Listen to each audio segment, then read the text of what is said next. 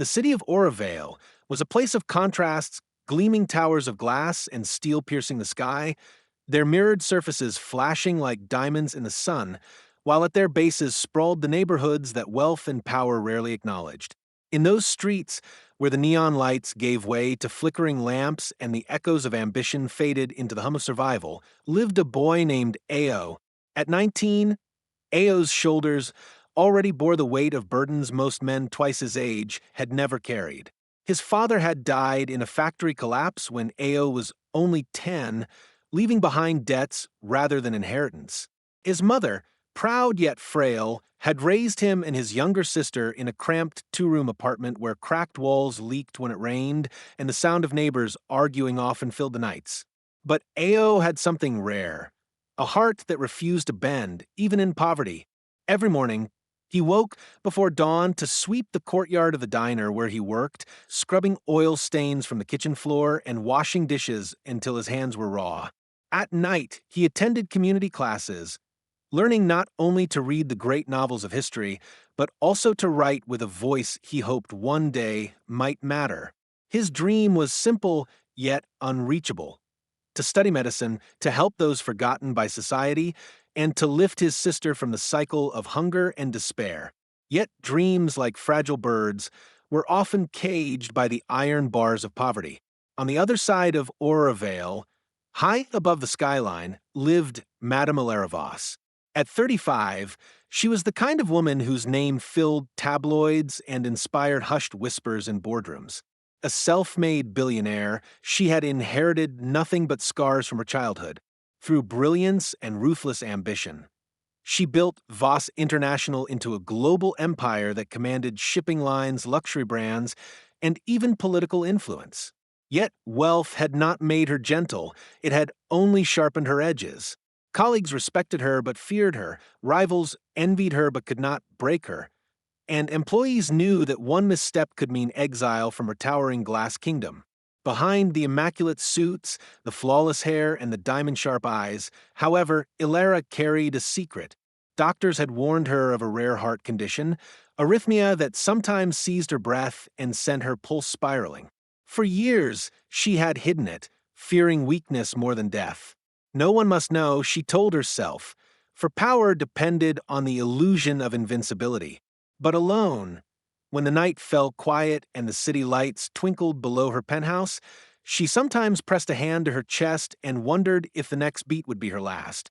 It was fate, or perhaps cruel irony, that drew the poor black boy and the billionaire woman into collision one storm-laden afternoon. Ao had taken on a temporary job outside his usual diner shifts, delivering a set of antique books purchased by a collector whose name he did not know. He carried the package in a worn messenger bag, its strap frayed, and followed the directions to the towering headquarters of Voss International. Standing before the colossal building, its lobby of marble and gold, he felt both invisible and out of place. His scuffed shoes squeaked on the polished floor as suited men and women streamed past, glancing at him as though he were a stain on their perfect world. He approached the reception desk, voice steady despite his nerves. Delivery for Madame Voss. The receptionist raised a brow, her gaze sweeping him from his faded shirt to his calloused hands. "She doesn't take deliveries in person," she said crisply. "Leave it here." But fate has a strange way of ignoring protocol. As Ao hesitated, a sharp, commanding voice cut through the lobby. "What's the delay?" All heads turned. There she was, Ilara Voss herself, descending the staircase like an empress surveying her court. Clad in a tailored black suit, heels clicking with precision, she carried an aura that silenced the air around her. Her eyes, cold and piercing, landed on Ao. For a brief moment, he thought she looked not at him but through him, as though measuring his worth and finding it lacking. I was told to deliver this directly," Ao stammered, lifting the package slightly. Ilara's lips curved, not into a smile, but something sharper. "Do I look like I have time for street errand boys?" A ripple of laughter rose from some employees nearby. Ao's pride, fragile yet unyielding, flared. He had faced hunger, loss, and humiliation, but something about her voice, so dismissive, so absolute, ignited a fire in his chest. He raised his chin, meeting her gaze without bowing. "Madam," he said firmly, his voice clear though his heart raced. "Be quiet." The lobby froze. Gasps echoed like shattering glass. No one in years had dared to speak to Ilara Voss that way.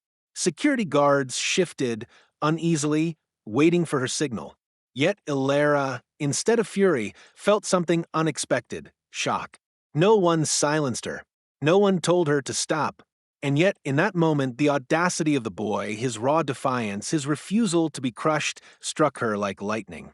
For the briefest second, her chest tightened, not from rage, but from that familiar, hidden condition that made her breath falter. She pressed her hand subtly against her side, willing her heartbeat into rhythm, masking the pain behind an unreadable mask. But A.O. saw it, just a flicker in her eyes, a wince so small the others missed it. His instincts, honed from years of caring for his mother, caught the sign of weakness she desperately tried to hide. Their eyes locked, hers cold but trembling at the edges, his fierce yet laced with concern. In that silent exchange, something unspoken passed between them. The guard stepped forward. "Madam, shall we escort him out?" Ilara straightened, regaining her composure. "No, leave him." Her voice was calm, but inside her chest the storm raged. Who was this boy who dared challenge her? And why, in that fleeting moment, did it feel as though he had seen straight through the armor she wore? A.O. tightened his grip on the package, ready for whatever consequence awaited, yet as he walked toward her, setting the delivery on the desk before her, he could not shake the strange certainty that their paths had only just begun to intertwine. Outside, thunder rolled across the sky. Rain lashed against the glass towers. Somewhere in that storm, fate smiled, knowing that this clash of worlds was not the end, but the beginning of a story where pride and vulnerability would collide, and where a single kiss, still distant in the horizon of their future, would decide the course of their lives. The next morning, A.O. told himself he would forget the encounter. He had learned long ago that crossing paths with the powerful was like walking barefoot on broken glass. One wrong step could cut too deep. Yet, no matter how he tried to push the memory aside, Ilara Voss's face returned to him in flashes. The diamond-hard eyes, the flicker of pain she tried to conceal, the strange silence that followed his words. "Madam, be quiet." The phrase replayed in his head like an echo, equal parts shame and pride. Shame because he had spoken too boldly. Pride because, for once, he had not bowed. He didn't expect to see her again. But fate rarely obeys expectation. 2 days later, while wiping tables at the diner, A.O. noticed a sleek black car pull up outside. From it stepped a tall man in a tailored coat, his manner sharp and deliberate. The diner owner, Mrs. Jelani, nearly dropped her pen when the man entered. "You, A.O.," she whispered, her eyes wide. "That's a messenger from Voss International." The man's gaze swept the room until it landed on A.O. "Miss Voss requires your presence," he announced flatly, as though delivering a verdict. A.O. froze. "For what?" The man didn't answer. He simply gestured to the car. Mrs. Jelani urged him forward, hissing, "Go, boy. Opportunities like this don't fall in your lap twice." Inside the car, A.O.'s pulse thundered. He half expected he was being taken to answer for his insolence.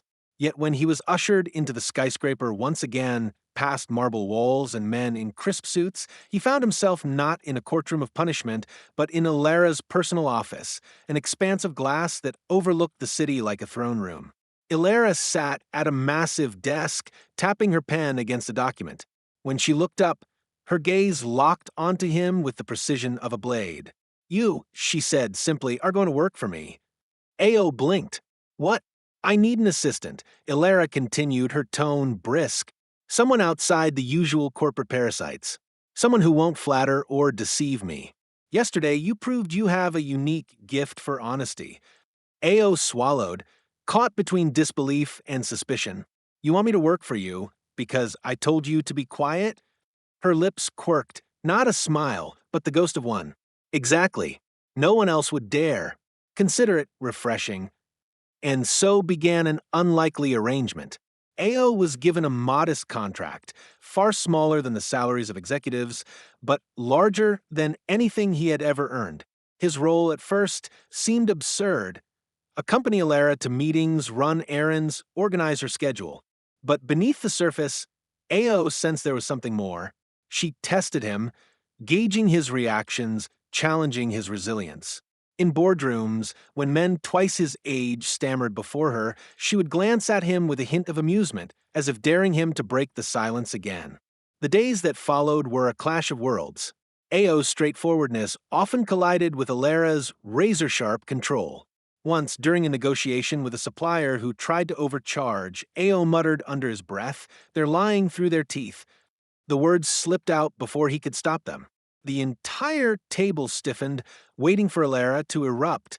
Instead, she tilted her head, studied Ao for a moment, and said coldly to the supplier, "My assistant is rarely wrong. Reduce the price, or this meeting ends." The supplier caved within minutes. Later, as they rode the elevator down, Alara murmured, "Crude, but effective. You may be more useful than I thought." Despite her rare acknowledgments, tension lingered like a shadow.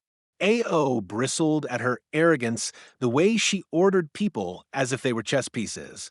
She, in turn, mocked his lack of polish. "Your tie looks like it's strangling you," she remarked one morning. "Maybe it is," he retorted, tugging at the knot. Their exchanges were sharp, but beneath the barbs was an odd undercurrent neither could name. Gradually, cracks began to show in Alara's armor. Ao noticed the moments when her hand drifted unconsciously to her chest, the subtle pauses when she caught her breath. Once, after a long evening of back-to-back meetings, she nearly stumbled as they left the conference hall. Her composure recovered instantly, but Ao had seen it. He walked a step closer after that, just in case. He also began to glimpse the loneliness beneath her wealth. Her penthouse was immaculate but sterile, no family photographs, no signs of warmth. The only sound at night was the hum of the city below. One evening, while waiting for her to finish a call, Ao wandered near a shelf lined with rare books. "Do you read these?" he asked, genuinely curious. Alara ended her call and gave him a look. Owning books and reading them are not the same. "So you don't," he pressed. Her expression softened, just for a breath. "I used to. Before everything became meetings and strategies, dreams are a luxury, Mr. Ao, one I can't afford." Her words struck him. Dreams had been all that kept him alive. For the first time, he saw not just the billionaire boss, but the woman who had once dreamed and lost the time to chase it. That night, when he returned to his apartment, he stared at his own stack of borrowed library books and felt a strange connection to the woman who seemed untouchable. But connection did not erase difference. The gap between them was a canyon carved by race, class, and power. At the office, whispers followed Ao, the poor black boy who somehow earned the boss's attention. Some sneered, others predicted his downfall. Ao ignored them, but the weight pressed heavy, and Alara, though she never admitted it, noticed. Once, after an executive made a veiled insult about street charity cases, she cut him from the project entirely. No explanation, no warning. Ao realized then that behind her cold mask was a blade willing to cut for those she chose to protect. Their bond deepened in shadows, in small moments. Ao once found her on the balcony late at night, staring at the city with a glass of wine untouched. "Why don't you ever smile?" he asked bluntly. She glanced at him, startled by the question. "Smiling invites weakness. Or it shows you're human," he countered. Silence lingered between them, filled with the unspoken truth that neither wanted to admit. She was slowly learning to trust him, and he was slowly realizing she needed him more than she allowed. It was during one such evening that the turning point came. They had returned from a charity gala, Alara's dress glittering under the city lights as Ao carried the files she had collected. In the elevator, the silence was thick, broken only by the hum of machinery. Suddenly, Alara gasped, her hand flying to her chest. Her body stiffened, eyes wide with pain. "Madam?" Ao stepped forward, alarm jolting through him. She tried to wave him off, her pride fierce even as her breath faltered. "I'm fine," she whispered, her voice trembling. But she wasn't. Ao could see it, the pale shade creeping into her face, the way her knees buckled. He caught her before she could fall, his heart hammering in his chest. Panic surged, but so did determination. For all her power, she was human, fragile, breakable, mortal. Don't talk, he whispered, echoing the words he once spoke in anger, but now with desperate care. Madam, be quiet. She collapsed against him, the world spinning. Ao held her tightly, every instinct screaming to act, to save, to keep her alive. The elevator doors slid open, and fate, once again, waited on the edge of what was about to happen. The elevator's descent felt endless, the seconds stretching into eternity. Ilara's weight pressed against Ao's arms, her skin clammy, her breathing shallow and irregular. For all her pride, all her power, she now seemed terribly fragile, like glass that could shatter at the slightest touch. Her eyes fluttered, lips parting as though she wanted to speak, but no sound emerged. Her head tilted back, her heartbeat faltering beneath the hand Ao pressed her chest. Stay with me, he muttered, panic surging through him. Don't you dare leave now. When the doors finally slid open, Ao half carried her into the empty corridor of the Voss penthouse floor. No one was around, it was late, the building nearly deserted. He laid her carefully on the leather couch in her private lounge, his heart hammering as he tried to remember what little first aid he had learned in his community classes. Her pulse erratic, her breathing stopping. God, no, he whispered, his hands trembling. Not like this. He tilted her head back, pinched her nose, and pressed his lips to hers. It wasn't romance that guided him in that desperate moment, but instinct, the sheer will to keep her alive. His breath filled her lungs, 1, 2, 3 times. He pressed against her chest, counting rhythm in his mind. Sweat poured down his forehead, his vision blurring, but he refused to stop. Then on the 4th breath, he felt her body jolt. Her chest rose sharply, her lips trembling against his. A faint gasp escaped her, followed by a cough that rattled her frame. She clutched at him weakly, as though anchoring herself back to life. Ao pulled back, relief crashing over him like a tidal wave. Thank God, he breathed, though his heart was still racing wildly. But Ilara's eyes opened slowly, unfocused at first, then sharpening as she realized what had happened. Their faces were inches apart, his lips still tingling from the contact. The silence that followed was deafening, not just the quiet of the room, but the unspoken storm between them. Her first words were a whisper, hoarse and trembling. You kissed me. Ao flinched, shaking his head.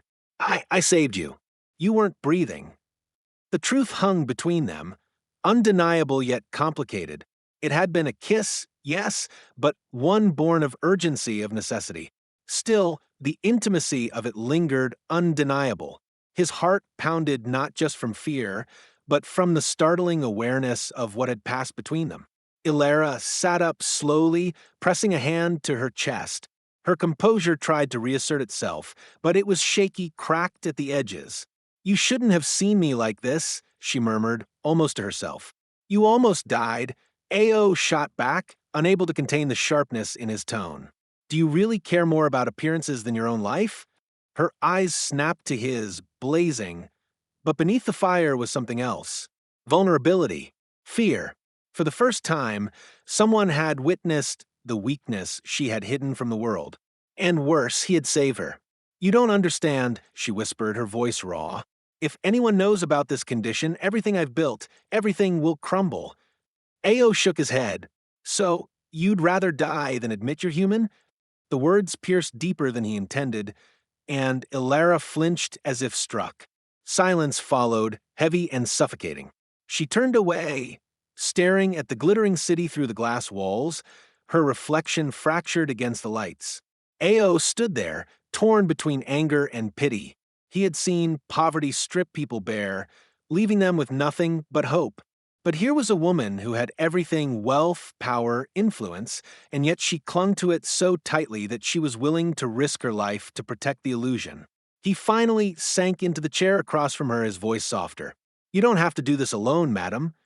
The title slipped out, half respect, half habit. She looked at him then, really looked, and for the first time he saw her eyes not as cold diamonds, but as windows to a soul that had been alone for far too long. "You saved me," she said, almost incredulous. "Why?" Ao hesitated. The simplest answer was the truest. "Because I couldn't let you die. Not like that. Not when you fought so hard to live." Her gaze lingered on him, searching, as though she didn't quite believe him. No one had ever spoken to her without agenda, without calculation. Yet here was this boy, poor and unpolished, willing to risk himself simply because he cared. The silence stretched, thick with unspoken emotions. Ilara pressed her fingers lightly to her lips, as if remembering the feel of his against hers. Her cheeks flushed faintly, a sight so rare that Ao almost doubted it. She turned away quickly, rising to her feet, regaining her mask. "This never happened," she said firmly. "Do you understand?" Ao stood too, anger flaring again. "You can't just pretend it didn't. You almost died. Someone needs to know about your condition. You need treatment." Her voice rose, sharp as a blade. "Enough. You will not speak of this to anyone. Not a word." Ao's fists clenched. "So that's it? I save your life, and all you care about is hiding." Her eyes blazed, but the tremor in her voice betrayed her. "I don't need saving." He stepped closer, close enough that she had to tilt her head to meet his eyes. "You needed me tonight," he said quietly, "and you know it." Her breath caught. The truth hung between them, undeniable, unbearable. For a heartbeat, the air seemed to crackle, as though the entire world waited to see what would happen next. But Ilara, prideful as ever, broke the moment. She turned on her heel, her voice icy once more. "You will continue your duties as before. Nothing changes." But everything had changed. That night, long after she had retreated to her private quarters, Ilara lay awake, staring at the ceiling, her mind replaying the moment over and over. The sudden darkness closing in, the desperate press of his lips against hers, the breath of life returning through his touch. It terrified her, not only because of the weakness it revealed, but because of what she felt in that fleeting instant. Warmth, safety, something she had denied herself for years. Ao, meanwhile, returned to his tiny apartment restless, his heart tangled in confusion. He had acted out of instinct, yes, but the memory of her lips lingered, stirring feelings he had no right to feel. She was his employer, a billionaire untouchable. He was a poor boy from the forgotten streets. Yet fate had tied their lives together with a single breath, a single kiss. In the days that followed, their interactions shifted subtly. Ilara spoke with the same authority, commanded with the same sharpness, but sometimes her gaze lingered a second too long. Sometimes her voice softened when addressing him, though she masked it quickly. Ao, too, found himself watching her more closely, not with the resentment he once carried, but with a growing protectiveness he could not explain. The kiss remained unspoken between them, yet it haunted every glance, every silence. It had saved her life, yes, but it had also awakened something neither could ignore. Pride, fear, longing, and confusion twisted together, binding them in a bond far stronger than either wished to admit. And in the quiet hours, when Ilara pressed her hand to her chest and remembered how close she had come to death, she would whisper into the darkness words she could never say aloud. "It wasn't the kiss that saved me. It was him." The weeks that followed the night of the kiss were both ordinary and extraordinary.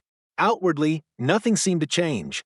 Ilara continued to rule her empire with the same iron poise, striding through boardrooms, silencing opposition with a single glance. Ao remained her shadow, her assistant, quietly efficient, running errands, carrying files, arranging schedules.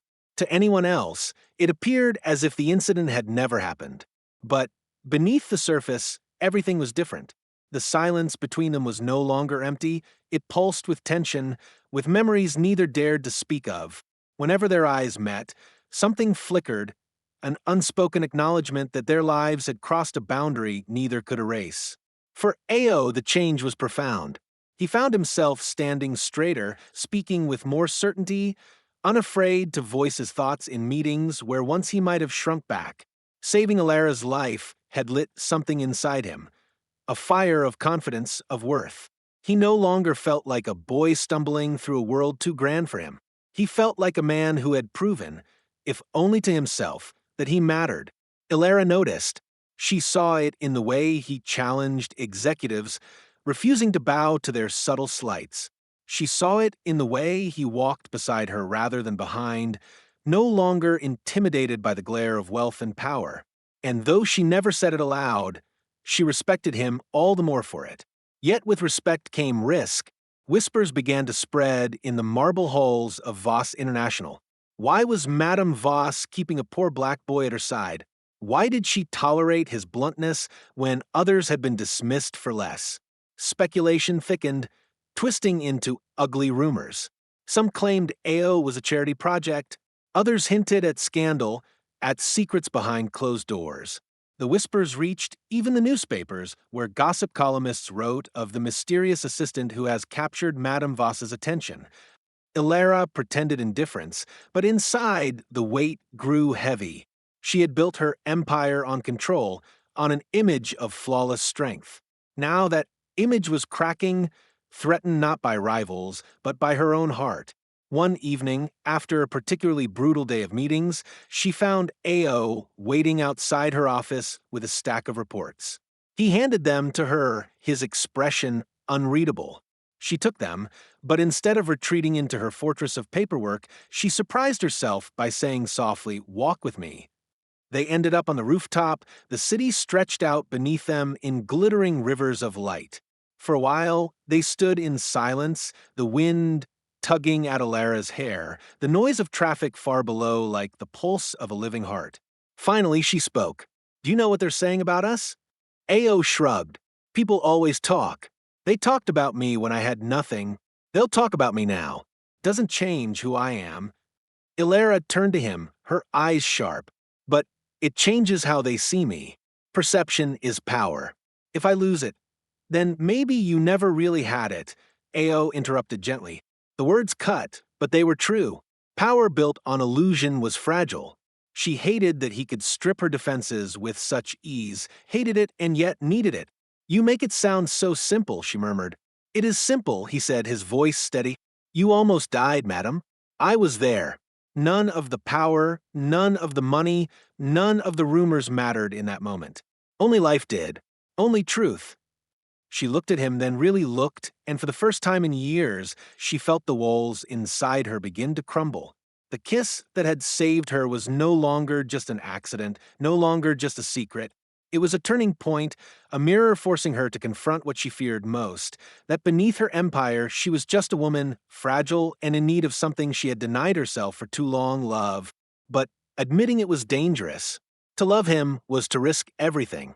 To deny it was to suffocate. Her dilemma became sharper when her business rivals sensed weakness. A competitor, Valen Industries, launched a hostile campaign against Voss International, exploiting every rumor, every whisper of scandal. Ilara fought fiercely, but for the first time, she felt her grip slipping. The board began to question her decisions, investors wavered. At night, exhaustion gnawed at her, and her condition flared more often. Through it all, AO remained by her side. When she lashed out in frustration, he stood firm. When she stumbled, he steadied her. And when she faltered in the quiet hours, pressing a trembling hand to her chest, he was the one who whispered, "Breathe. I'm here." One night, when the pressure reached its peak, Ilara broke. In the solitude of her penthouse, she collapsed into a chair, burying her face in her hands. "I can't do this anymore," she whispered. AO knelt before her, lifting her chin so she would meet his gaze. "Yes, you can. But you don't have to do it alone." Her eyes glistened. "If I let you in, if we, it will destroy everything I've built. Or maybe," he said softly, "it will finally make everything you've built worth something." The silence that followed was electric. Her heart pounded. Not the arrhythmia, but something deeper, more terrifying. And then, slowly, she leaned forward. This time, there was no desperation, no medical necessity. This time, the kiss was hers to choose. Their lips met, not to save a life, but to share it. It was tender, hesitant at first, then deepening with all the passion they had denied. In that moment, the world fell away, the wealth, the gossip, the battles. There was only Alara and Ao, two souls colliding against all odds. The days that followed were not easy. The backlash was swift and vicious. Headlines screamed, rivals mocked, society judged. But Alara, for once, did not hide. At a press conference meant to address the company's future, she stood tall beside Ao, her hand slipping into his before the cameras. Gasps echoed, shutters clicked, but her voice was steady. "You want to know the truth?" she said, eyes blazing. "This man saved my life. Not just once, but every day since he walked into it. If that makes me weak, so be it. I would rather be weak with truth than strong with lies." The room erupted with chaos, but Ilara didn't flinch. She had chosen her truth, and in that choice, she found a strength greater than power. Ao, too, transformed. No longer just a poor boy from the streets, he became her partner, not in wealth, but in courage. He pursued his dream of medicine with Ilara's support, enrolling in evening classes, determined to heal others as he had healed her. His confidence grew, his presence commanding in its own quiet way. He was no longer invisible. As for Ilara, she discovered warmth she had long denied. Her penthouse no longer felt like a tomb of glass, but a home filled with laughter, with arguments, with moments of silence that were no longer empty. For the first time, she allowed herself to be human, and, in doing so, became stronger than ever.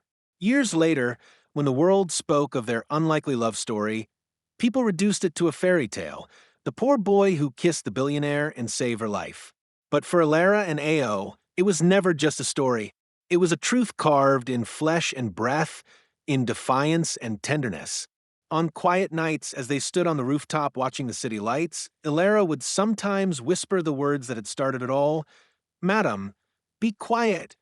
And Ao would smile, leaning down to kiss her gently, answering in the only way that mattered, reminding her that one kiss had not only saved her life, but given them both a reason to truly live.